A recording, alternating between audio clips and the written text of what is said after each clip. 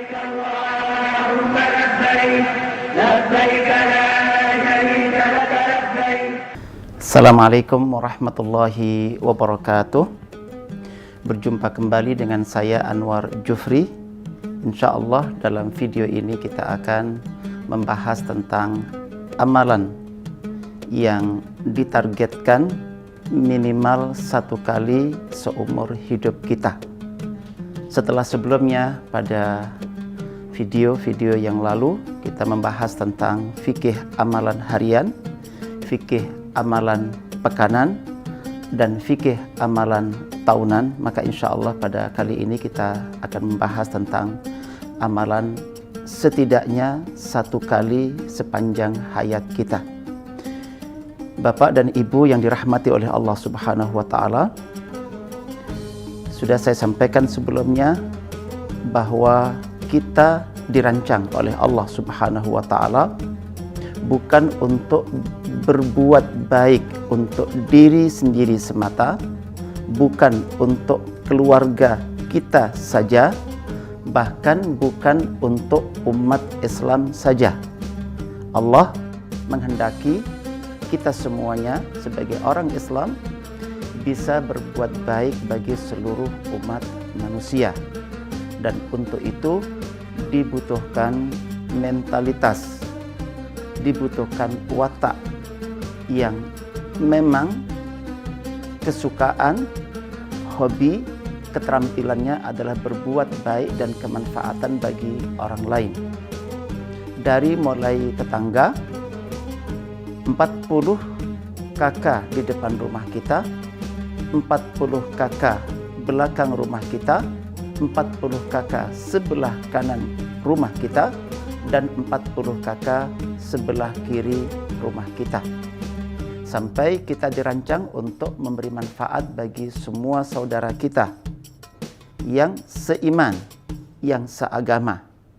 Dari mulai mereka yang sudah wafat tetapi mereka wafat dalam kondisi iman, mereka yang sezaman dengan kita 1,8 miliar hari ini, dan saudara kita beriman yang hari ini belum terlahir tetapi akan terlahir setelah kita meninggal dunia, sebagaimana kita terlahir dan insya Allah sebagai orang mukmin setelah Rasulullah SAW wafat lebih dari 14 abad yang lalu. Maka bagian dari penyempurnaan bangunan mentalitas kita, kepribadian kita yang dibangun untuk berbuat kebaikan dan kemanfaatan orang lain, maka disyariatkan kepada kita 1 amalan, dan setidaknya itu 1 kali kita lakukan, yaitu ibadah haji. Juga ibadah umroh yang memang wajibnya hanya 1 kali seumur hidup. Hanya sudah saya singgung sebelumnya pada video-video yang lalu bahwa kita dianjurkan untuk mengulang dan ulang lagi selagi itu bisa kita lakukan. Hanya tentunya idenya adalah untuk melaksanakan ibadah umroh dan ibadah haji yang produktif, yang solutif, bukan sekedar pengulangan dan memperbanyak pergi ke tanah suci, tetapi untuk menghasilkan kebaikan dan kemanfaatan yang lebih banyak. Kenapa ini bagian dari akhir perjuangan seseorang untuk membangun pribadi yang bermanfaat bagi banyak orang? Setidaknya Rasulullah Muhammad SAW sendiri, beliau justru di akhir hayatlah beliau menunaikan ibadah haji. Itu setelah beliau melaksanakan ibadah umrah 3 kali sebelumnya.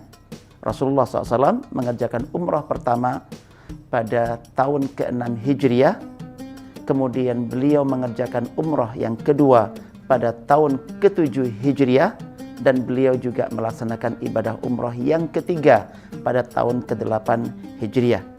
Baru pada tahun yang ke-10 beliau melaksanakan ibadah haji. Itu yang pertama dan terakhir bagi baginda Rasulullah Muhammad SAW sebagai haji wada, haji perpisahan.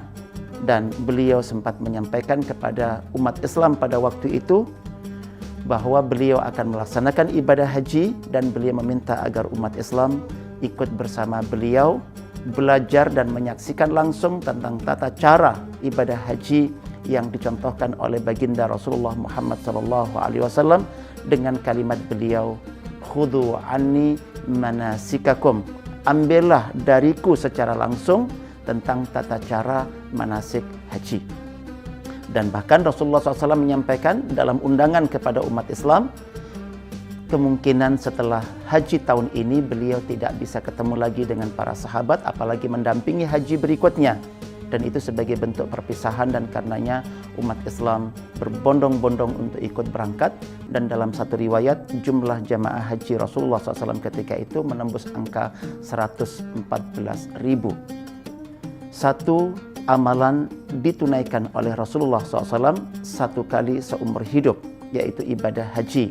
Sedang beliau melaksanakan umrah 4 kali, 3 umrah sebelum haji dan 1 umrah lagi ketika beliau melaksanakan ibadah haji. Seperti yang disampaikan oleh Ibnu Anas bin Malik ya, dalam salah satu riwayat yang ada di dalam kitab Sahih Bukhari. Mudah-mudahan Bapak dan Ibu yang dirahmati oleh Allah Subhanahu wa taala, saya dan kita semuanya diberikan oleh Allah Subhanahu wa taala kemudahan untuk bisa mencontoh.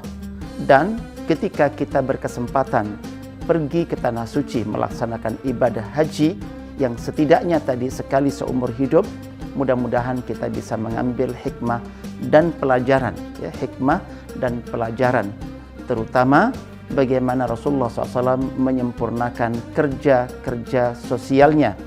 Bukan hanya mengurus tetangga, bahkan beliau merancang pembangunan kota.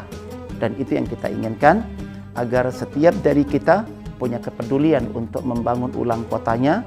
Setidaknya jika belum bisa disempurnakan pada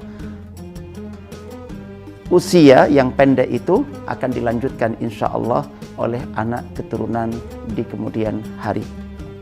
Demikian, semoga video ini bermanfaat dan kita ketemu pada video-video berikutnya. Assalamualaikum warahmatullahi wabarakatuh.